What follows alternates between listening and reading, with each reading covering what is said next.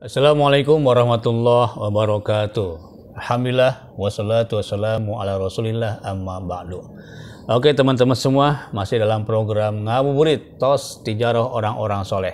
Bagaimana kemarin Abdurrahman bin Auf dipersaudarakan dengan Sa'ad bin Rabi al-Khazraji al-Ansori, ya.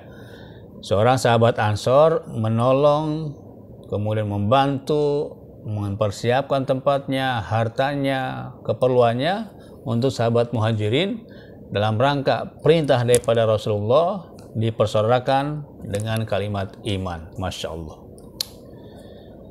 Maka apa yang perlu kita lakukan terhadap sahabat Ansor, ya, yang mereka rela menyiapkan tempatnya, menyiapkan makanan, minuman, kemudian keperluan sahabat-sahabat muhajirin yang baru hijrah dari Mekah ke Madinah dan dalam keadaan nol, ya.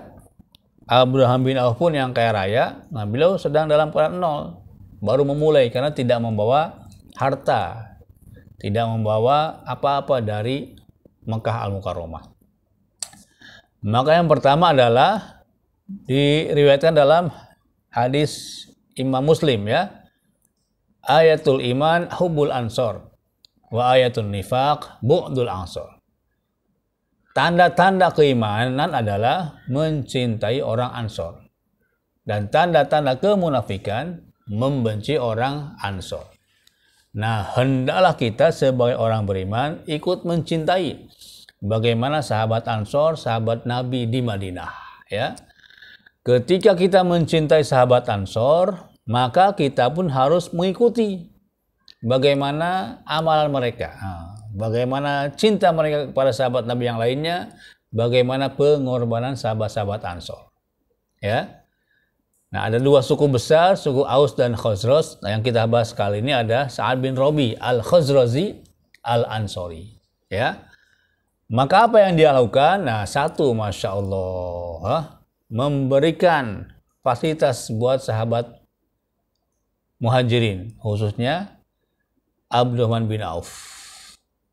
Walaupun kemudian ditolak dengan halus, niat baik daripada sahabat Sa'ad bin Rabi ini menyiapkan harta, tempatnya, separuh hartanya akan diberikan kepada Abdurrahman bin Auf karena cinta sesama muslim, Masya Allah, tetapi ditolak dengan halus.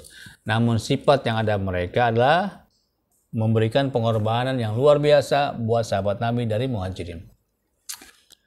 Yang kedua apa? Nah, ketika Abdurrahman bin Auf meminta ditunjukkan di mana pasar, dulluni ala suq, maka sahabat Ansor ini mengawani, membuka jalan, memberikan peluang. Nah, ini pun perlu kita tauladani, ini pun perlu kita contoh. Bagaimana setiap orang kaya di antara kita, setiap orang yang berkelebihan, berkecukupan, nah, membantu minimal satu orang sahabat yang lainnya.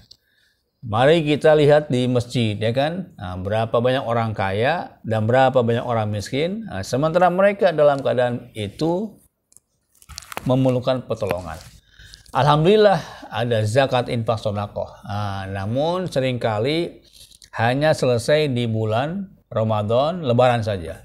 Selebihnya terlupakan. Nah, maka melalui channel ini saya mengajak, menghimbau supaya setiap orang yang berkecukupan di suatu tempat mengajak, membina, membimbing satu orang yang sedang kesusahan, sedang kemiskinan, supaya diberikan solusi, diberikan pertolongan. Masya Allah, seandainya salah satu di antara kita semua mengamalkan amalan ini, insya Allah akan bangkit ekonomi umat, akan bangkit orang-orang yang tadinya dalam keadaan papa, dalam keadaan meminta-minta, insya Allah 2-3 tahun kemudian justru dia yang membantu saudara muslim yang lainnya. Masya Allah, maka oleh karena itu, ini perlu dua pihak. Pihak yang memberikan pertolongan, dan pihak yang ditolong pun, ya, pihak golongan di atas dan pihak golongan di bawah pun sama-sama bekerja sama. Namun kadang-kadang masalah mindset ini, ya, masalah mentalitas orang-orang miskin yang dia ketika ditolong amanah atau tidak, siap atau tidak.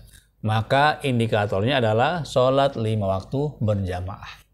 Bagaimana setiap orang-orang, setiap individu di sekitar masjid kita mau melaksanakan sholat 5 waktu berjamaah, khususnya sholat subuh. Kan nampak nih, kalau orang insya Allah sholat subuh berjamaah ada tanda-tanda iman. Tapi sebaliknya, kalau dia meninggalkan sholat subuh, jangan-jangan dia ada sifat-sifat kemunafikan dalam dirinya. Bagaimana mungkin kita bekerja sama dengan orang yang ada sifat-sifat munafik? Maka oleh karena itu, ajak dulu memakmurkan masjid, ajak mereka sholat 5 waktu, ya kan? Nah, berikan bantuan, tetap sambil dikontrol istiqomahnya. Sahabat yang sedang kekurangan ini untuk sholat 5 waktu berjamaah. Insya Allah, kalau dia menjaga sholat yang 5 waktu, maka Allah bukakan pintu rezekinya. Allah berikan solusi dari berbagai macam persoalan hidupnya. Yang ketiga luar biasa, ya. Ketika Abraham bin Auf ditolong, diberikan solusi, diberikan jalan, dia menjadi kaya raya, maka subhanallah hartanya kembali ke umat Islam.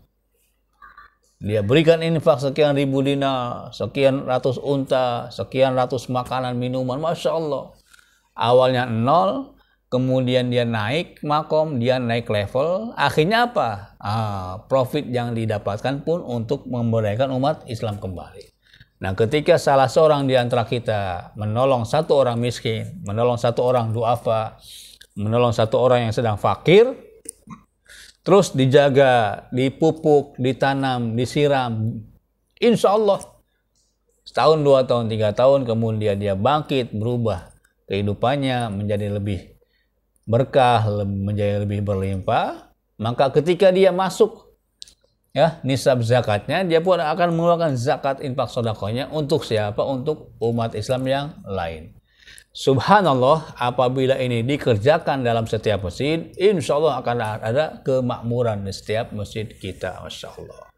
Oke teman-teman semua, 3 saja tadi amalan orang-orang Ansor. Dia berani menolong, ya kan? Kemudian dipersaudarakan antara satu manusia yang mampu dengan manusia yang lain.